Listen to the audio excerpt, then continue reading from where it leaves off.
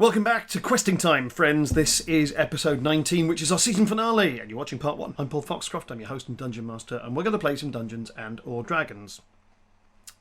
Ideally both. In this episode, the players have just completed a pretty difficult fight against a bunch of demons who'd stolen one of Mad Maggie's vehicles. The players have chased them down, fought them, and gotten through that completely unscathed, as long as you don't count the death of one of the player characters.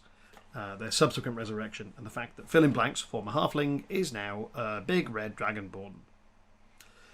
So he's getting used to that. The players are on their way back, I think, to the Tower of Turbulence, the magical flying tower of Halcyon Galeforce, a cloud giant. With the plan is to refuel that, and then they've been told by Mad Maggie of a portal that will lead them out of hell and into Sigil, the city of doors. It's a very weird place, a city at the centre of reality. Good news, they've got a way out of hell. Bad news, the way out of hell involves going to the Tower of Arkan the Cruel and sneaking in to use a portal that's hidden somewhere in that location. In this segment, we will see the players begin to plan how to infiltrate Arkan's tower, while also dealing with a couple of complications. And with that, enjoy.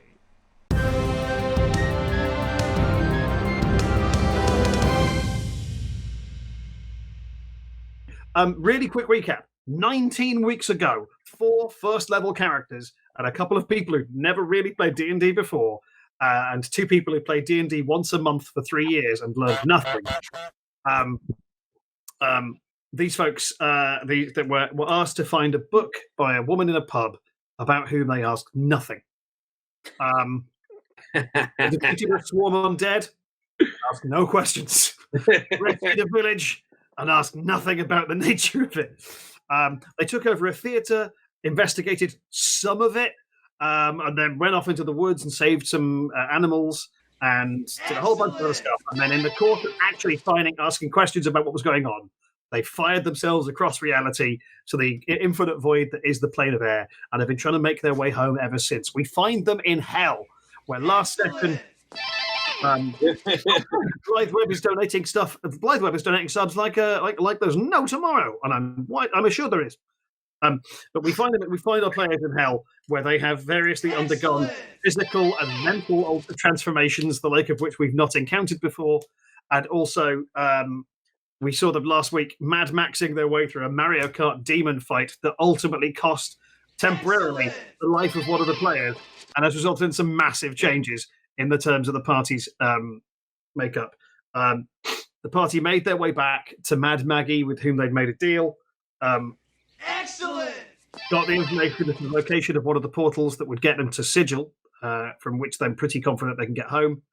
And then made their way back to Halcyon, the cloud giant, whose travelling tower they have been using as a sort of base of operations for a couple of sessions. And I believe you've returned with a demonic ichor, which Halcyon has poured into the trouble matrix. I forget what it was. I've named all the bits of the tower, and I can't remember which one it was. I'll find it. She's poured it into the MacGuffin drive, and I believe that you guys had elected to have a long rest, because there is still a fair bit of travel between you and your destination, which, if you weren't watching last week, the party know there is a portal somewhere in the grounds of Arkan's tower. So they're off to the Tower of Arkan the Cruel, Joe Manganello's actual character. Excellent! Can you show you guys a picture of Arkan? I can. Arkan is there we are. Arkan is a Dragonborn paladin of Tiamat. There he is.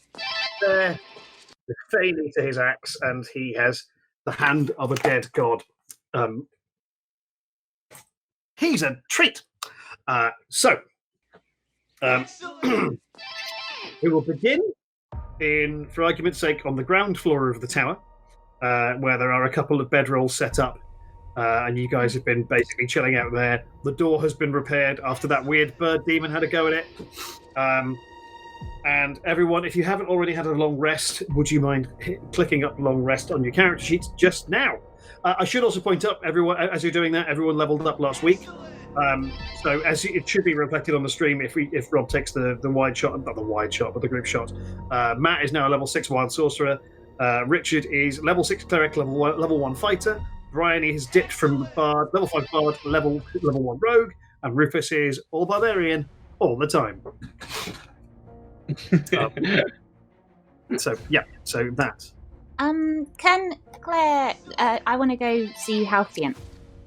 I'm going to sneak off early morning. Are you gonna? Do you want to make sure nobody clocks that you're absent, or do you just look innocuous? Yeah. Would you make your choice of stealth or deception to make your skulking away seem like it's not something interesting? I'm going to go with stealth. Sure. And You're a rogue now. You've got some fucking skill stats. I'm going to go 16.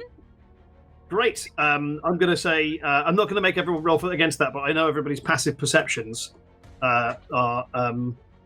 Let's see. I know Phillin's isn't great. 16, you say, and great. So the only one who notices you sneaking off is the Reverend. Of course he does. Hey. Okay. Yeah, I'm going to sneak off and see Halcyon. Okay, so you make your way up the stairs. She's on the top floor fiddling with some kind of like weird eldritch apparatus that looks like a series of what's the word I'm looking for? Sort of, it's like a little miniature solar system, but it makes absolutely no sense because instead of orbiting in one plane, it's orbiting in hundreds. And there's no obvious central point. It's like a series of armatures all moving past each other, some of which don't exist. Ooh, can I touch it? No, Halcyon, I don't. Halcyon goes, "Oh, you didn't." Okay. Paul, can I having seen Claire sneak off, can I sneak off like 10 yards behind her, like observing what she is doing? Yes, but you'll need to make a stealth check. And you're really good at them. Not a problem for the Rev. Don't forget, you're making stealth checks at disadvantage because you are wearing a drum kit. It was already low. That's a 6, Paul. Cool. Yeah, Claire, you could hear the Reverend like clanking around plate mail. Okay, can he hear me from where he is? Actually, I'm going to say over the sound of the machinery, you're probably confident that he can't. Okay. There is a fair bit of noise up in the top of the tower. And also, actually, Richard, where you're stood, you look very aware, like the hair on your arms is standing up because there's like an amount of static electricity in the air. You're near what, if your characters would have no idea what this is, but it looks like a big Van de Graaff generator. Okay, I you might can see her talking to Halcyon, but you can't overhear her without getting closer.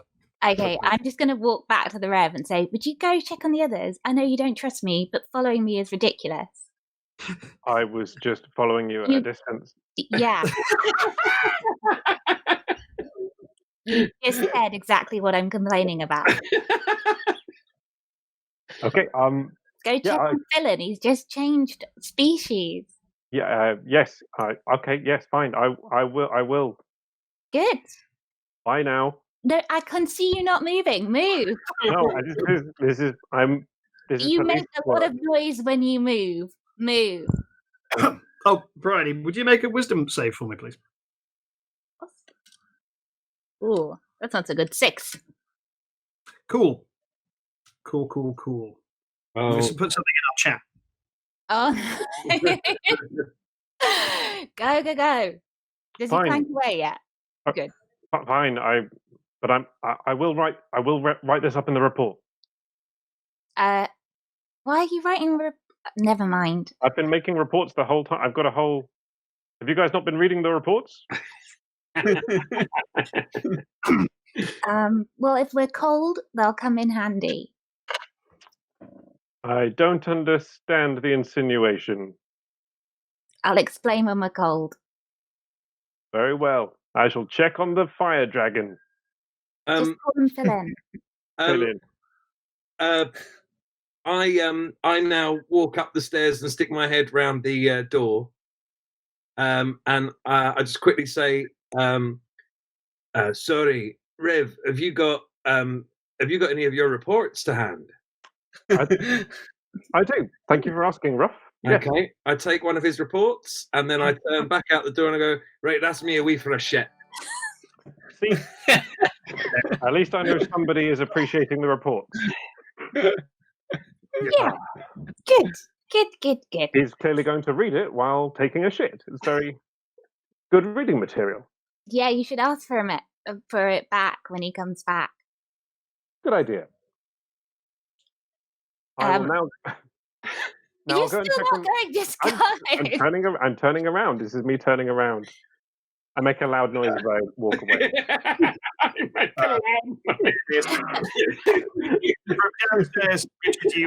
From downstairs, you hear a punk, as Phillin wakes up underneath like a table or something, sits up, whacks his head on the table, and then looks in a mirror, having forgotten what had happened to him. I mean, I already woke up screaming, "Oh God, I'm dead!" Oh, it's fine. It's fine. Yeah. I wasn't ripped in half. You were, and you very much remember that happening to you. But I know, I'm very much in denial. We're going to do Briony's sidebar, and then we'll come back to you watching Rufus have shit. So, Briony, Yeah. having made the rest of the party fuck off, we turn back to Halcyon, who is now whacking what appears to be a small moon with a hammer. Okay. Halcyon, first of all, I want to say thank you so much for taking us here, and I want to give you 2 free tickets to the Phoenix Theatre if you're ever in our material plane. Oh, okay, thank you. Will these help me find it? Well, we haven't actually found a way to find it yet. But if you do first and you end up at the theatre, please could you come pick us up? With you. Yes. Thanks. Oh, and there's 2 more there as well for Flynn, because you're going back to the Plane of Air. Yes. Halcyon, I just want to ask you, like, my friends have been acting really weird since they've been to hell. It's made them kind of evil. Oh, yeah. And I've, like, woken up cranky today, but, like, other than that, the rest of the time I've been fine. Right. Does that mean I'm already evil? No. I think they've just been exposed to hell, I suppose. It has the effect of look, quite a lot of the outer planes are like the 9 hells where we are, or the abyss or limbo, I suppose. Quite a lot of them have the effect of retuning people's outlook to be akin with theirs, particularly people who are, weak-willed, like you and your friends. Yeah, they're not. We're not weak. Well, I mean, like, for example, Jack is very stubborn, so we're not. And yet, I don't know what that face means. I mean, has it happened to them? Yeah, but I'm like less. Like, I'd say I'm less moral than them, and it hasn't happened to me, so it doesn't. I'm just worried I just worry that I'm already evil. It's the kind of thing, there could be other reasons, say, that I wouldn't necessarily want to go into to get through a portal in front of my friends. What? Hang on, wait, no, this is absolutely new information for me. There's a portal. Yeah, we have to go through a portal and tell our deepest, darkest secrets. Do you know if we can whisper? I don't. I mean, I'm not familiar with that portal. I don't know. I mean, every portal's different. Okay. If that's the key, that's the key. I would imagine. I mean, I wouldn't be bellowing it, but I'd say it in a normal voice just to be on the safe side. But you can always try a whisper and see if anything happens. Yeah. But then what if a whisper is a different key? Okay. So probably normal voice is best. I mean, you would assume. Do you know of any surefire ways to make, say, a human go through a portal before you? Politeness? Hasn't worked so far. Oh well, I mean, what if it's who I think you're referring to, because there is only one human? Doesn't mean necessarily it's him. Would it be? Well, what if would it work better if he thought it was more dangerous on the other side or more dangerous on this side? Oh, yeah, probably if he thinks it's more dangerous on the other side, because then have to be all noble and go through the other side to, sort things out. Well, it might be. I mean, how would you know? Halcyon, you are a giant genius. Yes, Yeah. I know. I've built a world-traveling tower. Yeah, but also It says on the wall, and she points to a plaque that just has her name and the word genius written on it. It's like she's made that. I mean, At this point, I stick my head back round the door, and I go, "Sorry to interrupt." Underneath the where the glowing lines come down, there's a sort of two panels on the wall. One that's screwed in, and the other that's on a clasp. What's the name for the one with the clasp? What? I don't know what you're referring to. You know, downstairs where the wires come down, the ones that sort of light up a little bit. There are two panels on the wall. Yes. One that's screwed in and one that's on a clasp that you can open and close. The cupboard? Yeah, but it looked like it had a wee bit more in it than just being a cupboard. What, has it got any kind of special name? Are you... Listen, it doesn't matter what it's called. I just open that door for a while. Okay. And I walk back down the stairs. Wait. What do you mean? Use the 3 seashells. I'm gone. I didn't even. Well, thanks, Halcyon. You have been very helpful. Well, I'd like to think so. Right. Well, look, this thing is almost... I mean, I've jury-rigged this. I need to take it back to home to repair it properly, but I've got at least one jump in it and a reasonable amount of flight.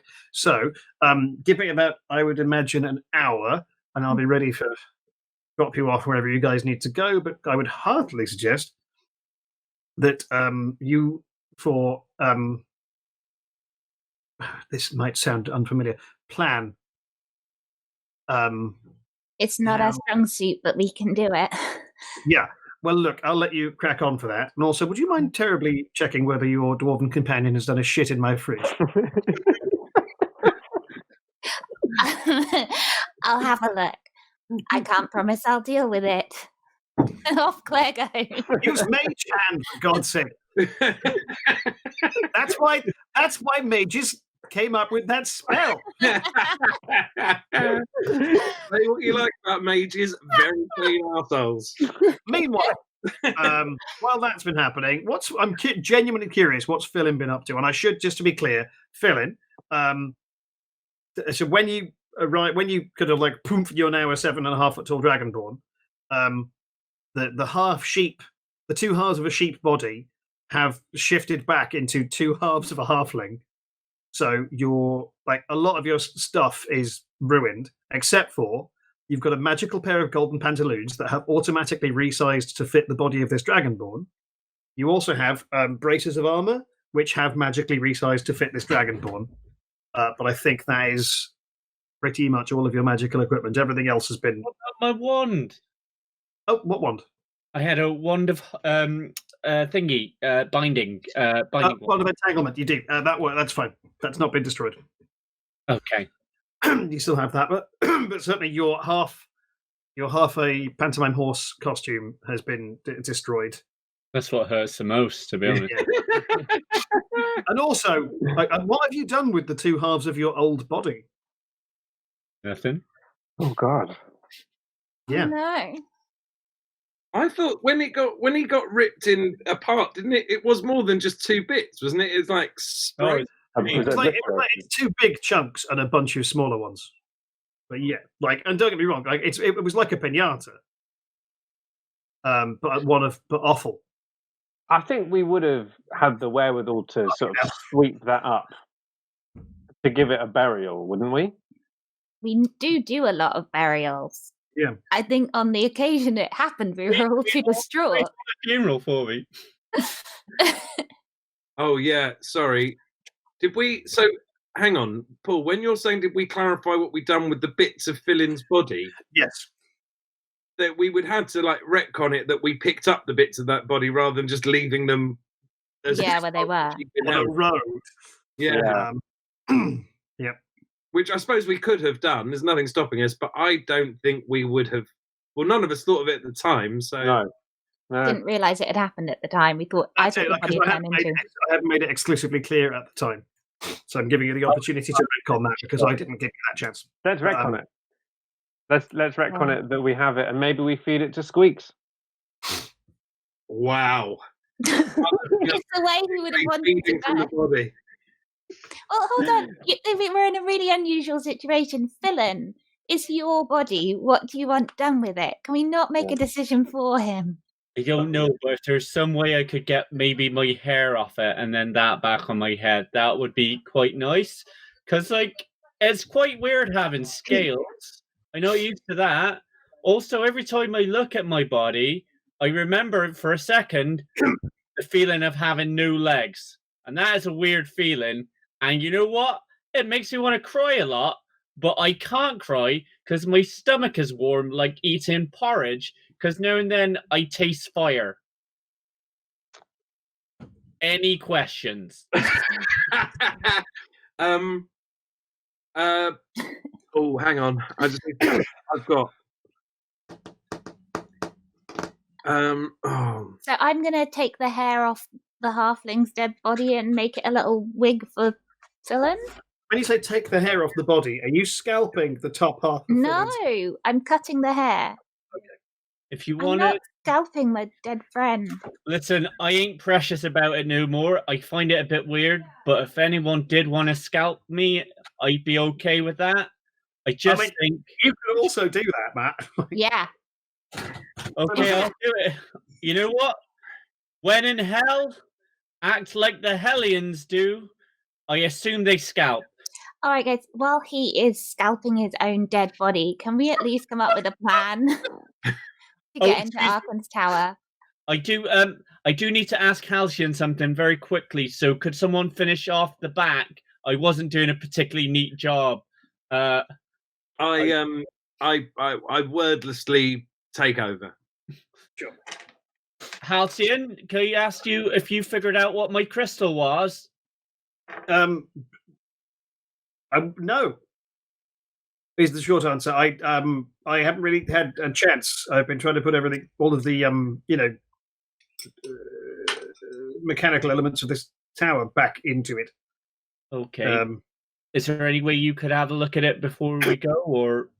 I can certainly try. Although, to be fair, if it's weird, then did you leave it with me? Yeah, you said I leave it with you, and then you'll have a look at it. But back then, things were different. I was just a small halfling with flesh body. Now I don't even know what my legs are made of. Hang on a second. Let me just open the class one. Yes, he has shat in the fridge. Good. Okay. Yeah, right. Well, here it is. Mr. Hardcastle does it all round our plate. Right. Well, look at it. If you look closely, you'll see it's sort of got a constant sort of dry ice feel. Mm-hmm. It's hard to tell. It's clearly magical. I just don't know. I've not encountered anything like this before. Although I say, as long as you're visiting Sigil, somebody there's bound to have seen something like this before.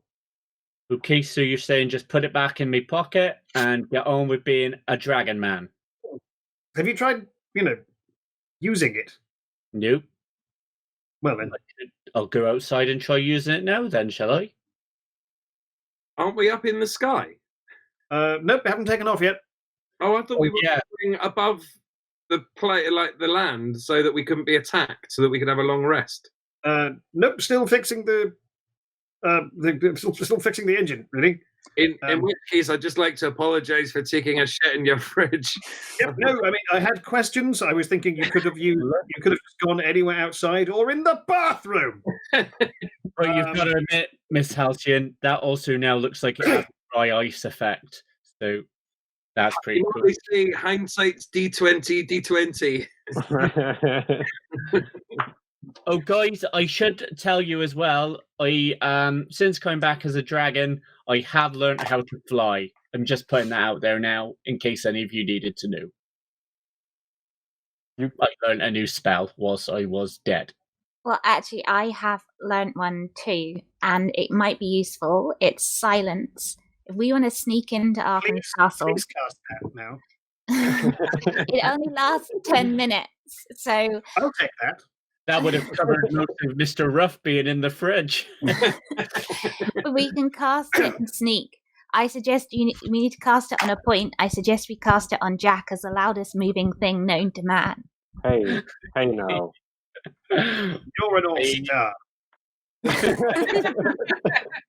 And Halcyon clambers back up to the platform whilst just quietly singing all-star by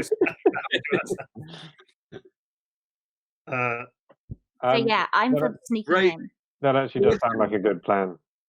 You don't need to say it sarcastically. I'm not very good at tone. Hello? Yeah, I know it all went very quiet there for a moment. I thought it had crashed, but it's not. Right, so where is this portal? Arkane's Tower. Right, but that seems like quite a big thing. It's at the bottom in the garden. Right, so it's outside on the approach. Mm-hmm. So there's a dragon at the top of the tower that we can't disturb, or we become dragon food. Right, and this bloke. I find that quite offensive, actually, Miss Claire. I'm just getting into it. And the bloke who lives there. He's out. Definitely. Were you guys not listening to anything that was told to us by Mad Maggie? He's away rescuing the 5-headed goddess dragon thing. We have a short amount of time. Why don't we go silently and sneak in? Right, great plan. Let's go. Do we need to plan anything else? Like, I mean, just making me silent seems that's useful, but maybe we could do more, like disguising ourselves. Oh, it's a sphere of silence. It'll cover all of us if we're close. That's a good point. Halcyon, sorry to keep bothering you whilst you're working. Can I ask, do I look normal for this sort of environment? Or do I look like, oh, you shouldn't be walking around here? You're a 7.5 foot tall red dragonborn in golden trousers. Yeah. There's nowhere you look normal. Okay, so you're saying dress down a bit, more casual, maybe, I don't know, an overshirt? No, and I'm amazed that you would get there from what I said. No, none of you look normal. None of you look like you belong in hell, principally because you don't, but also, if you think about the way people in hell look, Mad Maggie is a good example. Mad Maggie is a twisted wreck of a hag who survives in hell through a combination of absolute willpower and just out-and-out audacity and power. If you look at, what's that thing she has? Mickey, sort of a flesh golem made up of bits of demon and devil. Like, no, so devils look normal here. Demons don't look normal here, but at least belong in their own way. Mr. Ruff, have you finished with my scalp? I tossed it to him. Oh, does this help? I'm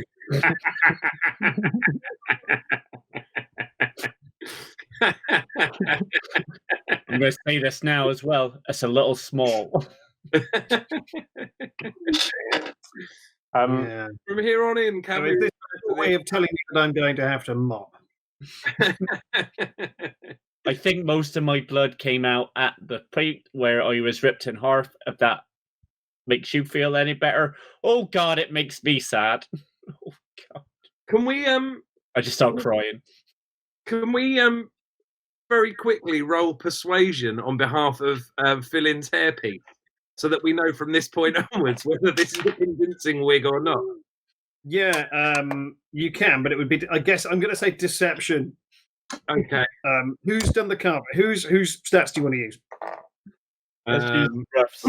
I just sort of started the back. Yeah, I've got a +0 on deception, so let's just cross our fingers and hope for the best. I've got +7, but I didn't touch the wig, so it seems weird. Okay. Weirdly, I am absolutely delighted by this because I have a 4. Oh, this is awful. Yeah. Like, this is there's like a big chunk of scalp with no hair on it that's just here. There's a bit of eyebrow. Man. It's tattered. Also, there's a big hole in the middle. And the whole thing is drenched in a combination of blood and cranial fluid. Like you've gone through this. It's got bits of skull in it. It's really bad. It's a really bad job. Brilliant. Looking forward to the fan art this week. All right. Before we go doing this plan that we have planned, well, it's one part of the plan. And 3 minutes. How have you got a plan?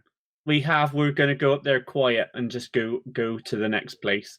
it's one part of a plan. I still say we need more of a plan if anyone else wants to help with the plan. How serious?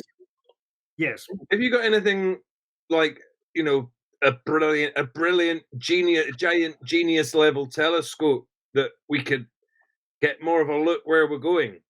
Yes, I have a telescope. Okay. So, yes. Would you point me at it, please, your giantness? It's the object you're sat on. Oh, right. Well, you might want to wipe that down then. Well, it's all right. I had just the right thing with me. That's clean as a whistle. You've no need to worry about that. Oh, look, Jack, your reports. Oh, someone's just dropped that on the floor there. I'll just pick that up. In which case, I look through the telescope at the tower, and can I see anything? For argument's sake, we'll assume at this point that the tower you're in has taken off and is moving towards us. You've got a better vantage point. So, yeah, make a perception check. You have advantage.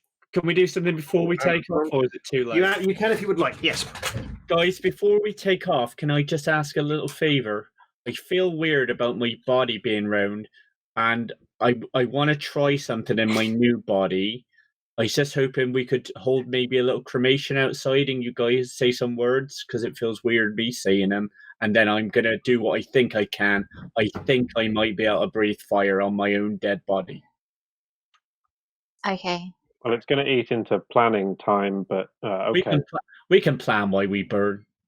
Very well. All right. I take my battle axe, I guess, and head outside and start using the axe to break up the earth in order to make a kind of makeshift soldier's grave. Sure. I take off my toupee out of respect. Nice. I should point out, Matt, you are also, you remember you're wearing Lucifer Gravy's jewellery as a belt. Oh, yeah? You're now just wearing it as bracelets, as it was intended. Bling, nice. Yeah. I'll help dig with my shield as well. You can't. Because your shield repels the earth. But He looks pretty stupid trying. Literally a man who can't make a metal object hit the ground. Yeah. Briony, like it bounces back up and hits you. Briony, would you make a wisdom save, please? Good-dun, good-dang. 18. Cool, thank you. Good-dun, good-dang. I make a hole in my face. Does that change anything to what you sent me before, Paul? No, but it means you're not hungry. Oh, thank. Oh, yeah. So, between all of you, you manage. Yeah, you dig out a sort of. I don't know how deep you want this to be, but you can dig a fair bit of a little trench big enough to dump most of what's left of Phillin into. All right. We do it surprisingly tenderly. Actually, the hole was a bit of a scrabble, but we lay the little halfling's body down into the ground with actual sort of genuine reverent sincerity. Yeah. You know what? I'm kind of glad I can't see my real eyes and they're just blue, because I think that would have been the thing that finished me off. You little blue-eyed Phillin, we barely knew you. Sleep well, me. And with that, I, with my battle axe, take a decent-sized scoop of the dirt and tip it. Oh, no, don't do that, Mr. Ruff. I think and I belch fire on my own body. Okay. You exhale. Excuse me. What is it? Is it 50 foot? I'll do this with some control, and I'll you exhale a 15-foot cone of flame for 3d6 damage onto your own corpse, which, sure enough, incinerates, leaving just the bones. While that's burning, is anybody else? Right? Has anyone else got anything else they want to see? I'm gonna miss having that little halfling around, but I'm excited to have a shin twin in the group. It's quite good, actually. Feel you are both lost and found, like something people should have at any station. That's beautiful, that, Miss Clary. Like that, I appreciate that a lot. And then I do a little drum beat in honor of Phillin. I'll go next. A lot of the time, I didn't really like Phillin. He was irritating, and not much of that has changed since he changed form. Thank you. That's beautiful, that, Mr. Hardcastle. You know what? I feel seen. I feel very seen, and I'm sorry to put you through this emotional time. Okay. Now, can we get out of hell? Wait, there's one more. I take a step forward. I wish Miss Claire, you got any music for this, because it's quite exciting. Something somber, but that says, "Oh, I could dance to that," but no somber. Go somber.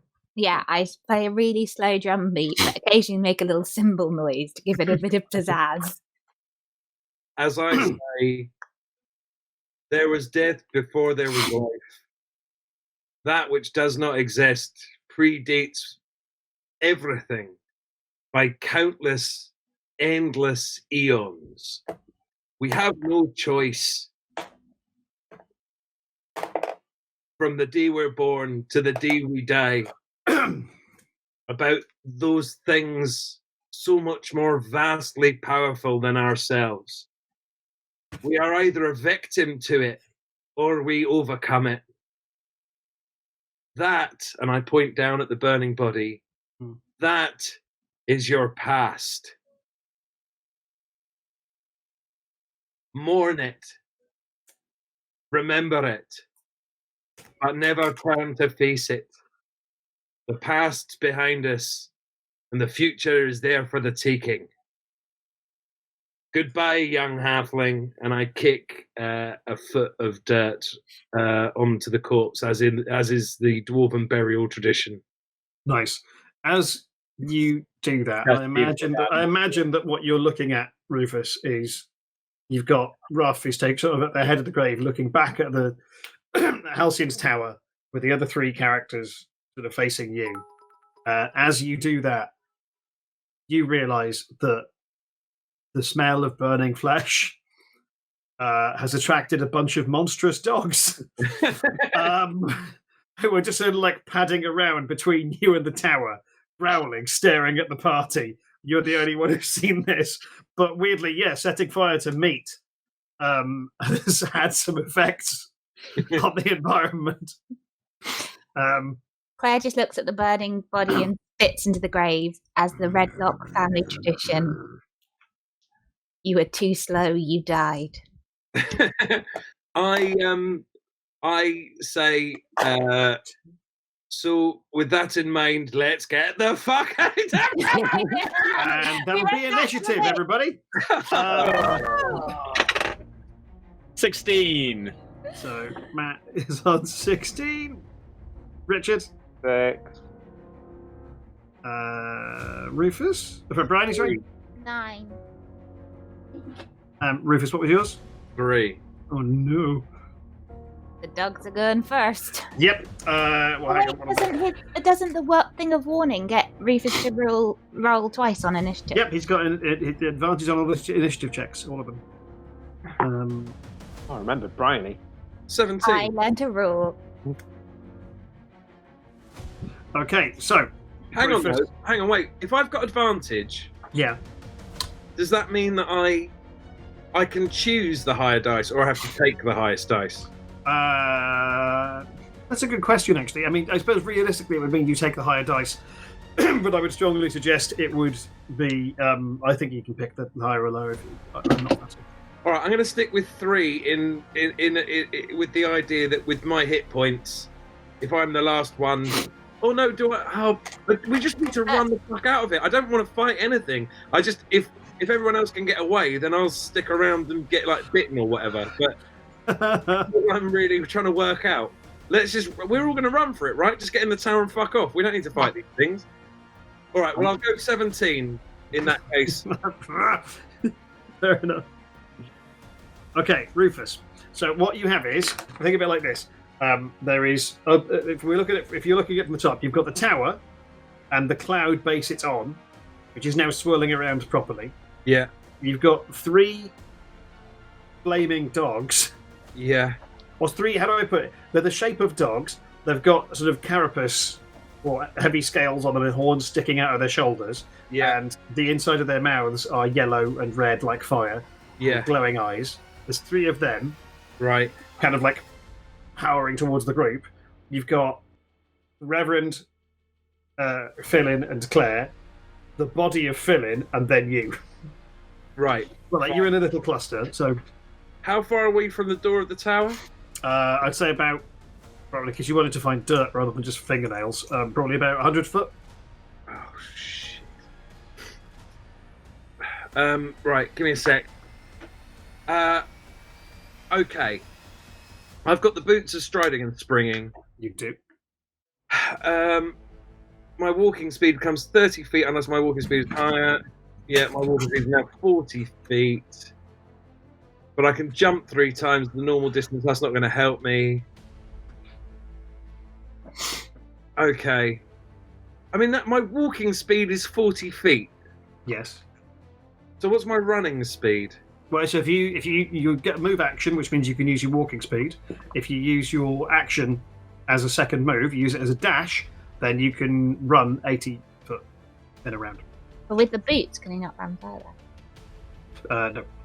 No, Not by the rules he's literally just read out. Oh. Yeah. What Okay. it does mean is if he's encumbered, then his movement speed never drops below 30. I shout fly, and I run for the tower. I do a dash. I use my movement action to move the first bit, then I dash as an action, and I basically end up, from what we've said, 20 feet from the door of the tower. Sure. You are all up in Dogtown.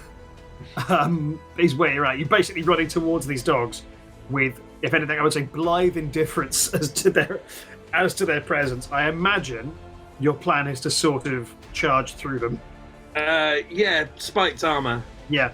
All right. Well, look, I'll let you make a charge attack against one of them, but you're basically using your spiked armor. You're ramming one. So make an attack roll, as if you're using your axe, but you're just using your spikes. Okay. In fact, you know what? Yeah, this attack roll will be the same mechanics as if you did a strength check. So go ahead. Lovely. Now, just give me 1 second, because is the action was to dash, right? But raging is an action. Raging is a bonus action. Okay. Oh. Then guess what Daddy does? I rage, and I've just rolled as an attack 24. Great. So roll your spiked armor damage and add your strength modifier to that, and we'll see if you. Yeah. Okay. Cool. I've got a lot less on my comparative check. 5 was damage. 5. Lovely. Okay. Cool. You do 5 damage to one of the hounds, and you knock it.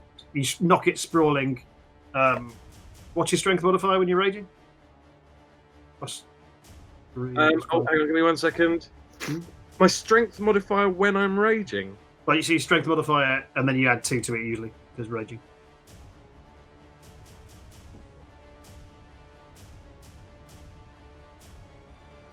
Then what's your strength? What's your strength modifier? My strength modifier is +3. Great. So we'll call that +5. And yeah, you knock that dog, I would say, 10 foot to the side as you slam into it. And it's effectively prone at the beginning of its turn. Matt, your turn. Okay. I am going to very quickly, because I'm fire resistant. Well, yeah, not immune, but fire resistant. I'm going to pick up my femur from my burning corpse, and I am going to fly in the air and try and out So are you casting the spell fly? Because that would be an action. Okay, yes. And then I was going to try and distract them with my femur from the air. Okay.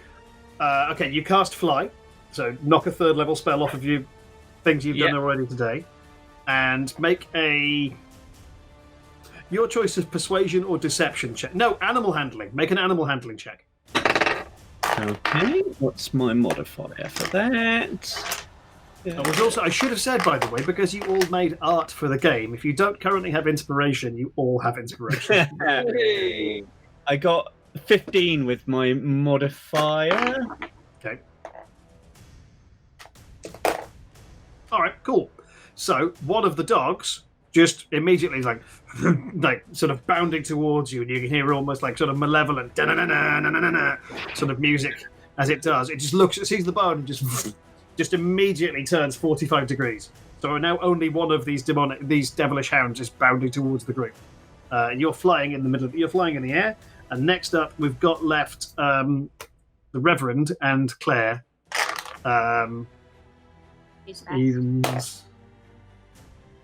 So this dog just leaps up and attempts to grab the Reverend by the throat.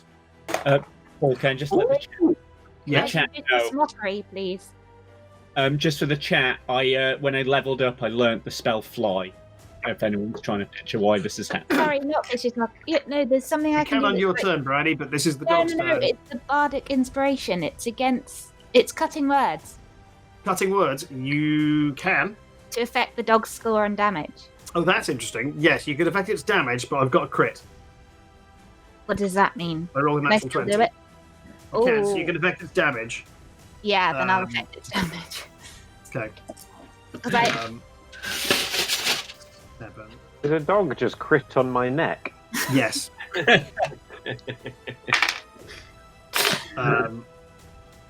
So, Richard, you take the following damage, unless Briony wants to modify this, but you take 18 piercing damage. What? And then 14 fire damage. So I've got cutting words.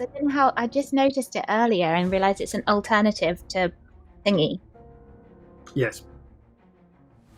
Oh, what's it called? Bardic inspiration. Yep.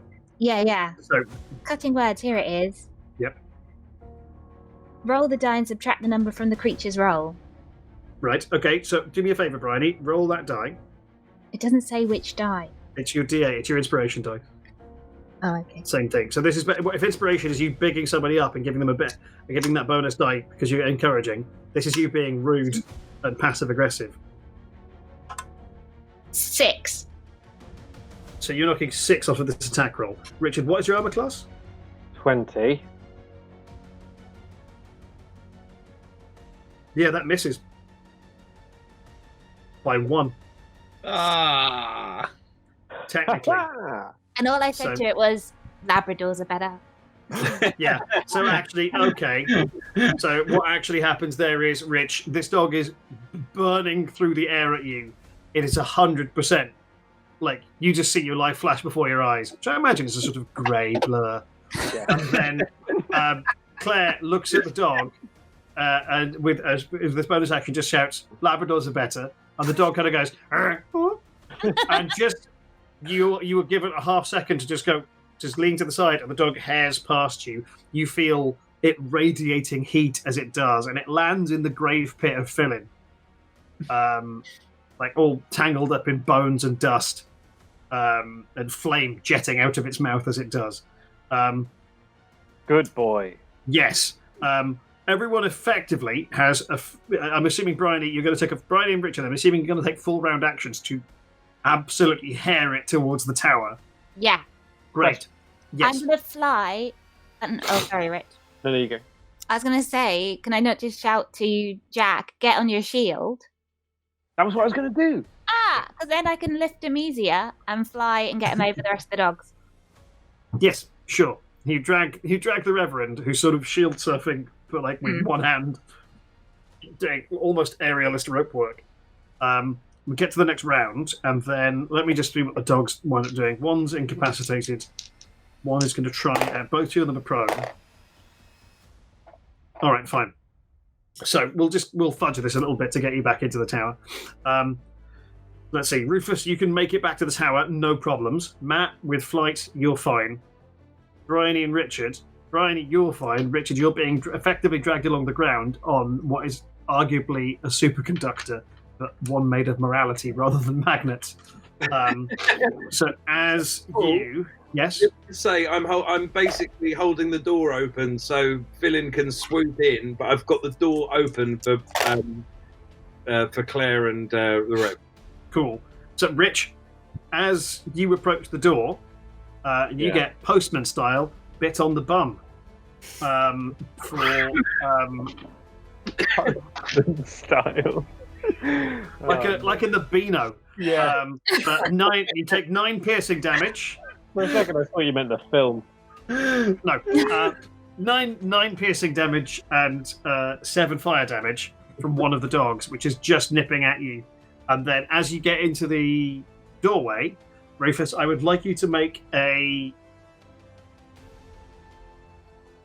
for argument's sake, Rufus, make an inspiration check. So you get to roll with advantage, and you're going to see if you can beat this dog, because one of them is about to fill this room with fire. Okay. I can't. What have you got? A 1 and an 8.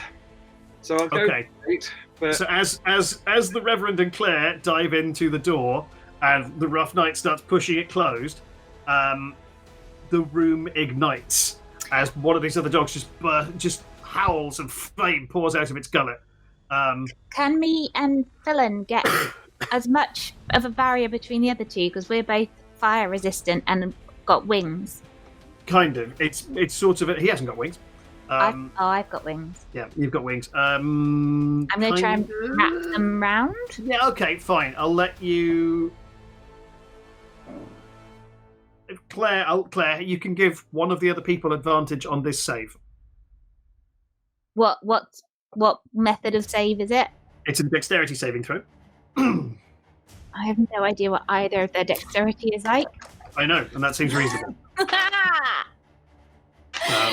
Okay, well, with the one with the higher hit points can be left, it's Jack. Okay, so, Claire, as this happens, you throw yourself in front of Jack. Can everybody make a dexterity save? Richard, you have advantage on this. Can I use inspiration? Yeah. You may. Oh, thank God. That Dex. Where's Dex? I can't keep rolling terribly. Actually, no, hold on. If I'm protecting Jack, I'm going to give Bardic Inspiration to Ruff. Okay. Okay. Is that a D10? D8. D8. I got 15 with advantage. Great. You take half damage and then half again because you're resistant to fire because you're a big red dragonborn. I got 18. Same for you. You are also resistant to fire and you take half damage. You take a quarter damage. That's 10 pocket 10. I got 21. Great. You take half damage. And Richard? I got 17. You also take half damage, which is great because I've rolled 30. 66 fire damage. So, Rufus... Oh no, it's broken. No. I'll never work out a quarter of 30.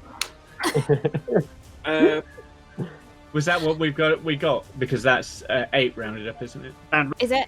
Briony and Matt, you take 8. Yay! Well done, Matt. Nailed it, Matt.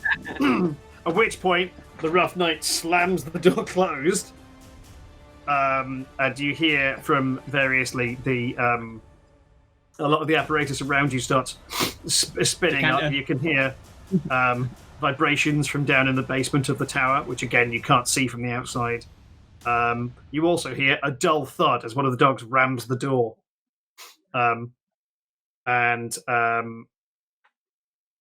So you can see there's also like you've tracked all mud in. There's the severed forearm of an ice minotaur kicking around on the floor. There's loads of random bits and bobs in here, and then you can feel the tower lift off, and you also hear what sounds like a dog falling. That was a beautiful funeral, everyone. Thank you very much for that. It meant a lot to me, and I'm sorry that there were dogs. Matt, I would like you to make a dexterity saving throw, please. Okay. Oh, natch. Got a natch. Great. So you still have what I'm going to generously refer to as your toupee. That is still on your head. It's also starting to stick now because of the blood. And so you are before long you are in the sky, flying towards Arkan's tower, which is at this rate. Where's the big map? There it is. Is it short rest? Wait. You can probably get a short rest as now. You can get a short rest in if you are so inclined.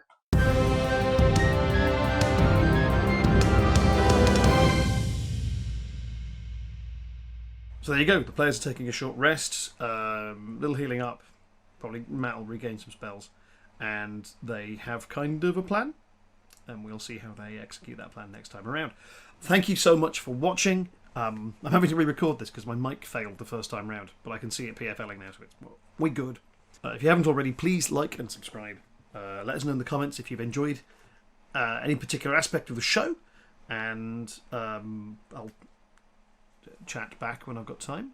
And also, we have a Patreon, which purely exists as a means of helping the show to happen. By which I mean you can send money to, let's be fair, me, and I will use that money to pay my rent, and continue to make the show from within this house.